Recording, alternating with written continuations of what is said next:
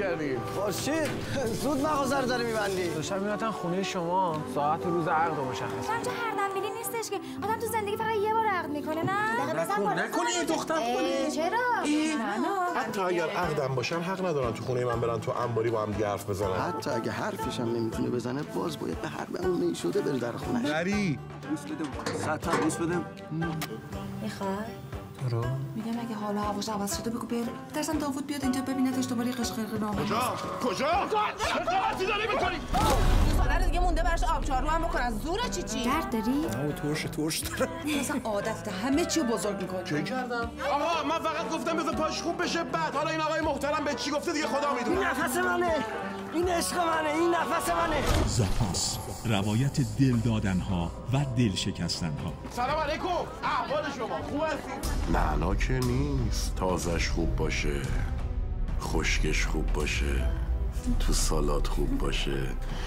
بابا نه سرش دعوا باید خالی کنی رو. من نامرد دو عالمم همین الان نریزم. بابا یه تخمه چیزی می آوردی استرسمون میرفت دیگه. مدیونت که نمیخوام بشم که.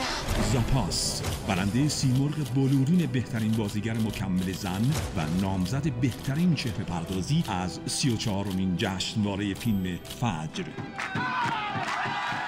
توی یه آدم عذبی خورشیدم که بی‌وس همینجوریش دارن برامون حرف در میارن. البته کاری هم نمی‌کردیم. اصلا همه مردا مثل همه. هرچی که دل دختره رفت میفتن به ناز کردن. نخ میده. آخ به جان داداش نخ میده. انقدر که تو خورشید رو رصد کردی گالیله ما رو رصد نکرده. اما الان حرف دارم. آقای محترم بخش شیری گاف چه زن و بچه نشستن تو خونه دارن نگاه میکنن. غلط کردی یه چیزی گفتی اینجوری شده دیگه. بله من غلط کردم یه چیزی بهش گفتم.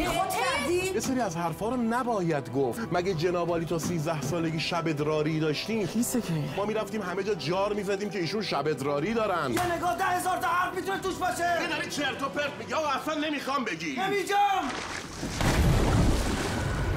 زاپاس، نویسنده و کارگردان برزو نیک نژاد، تهیه کننده سید امیر پروین حسینی.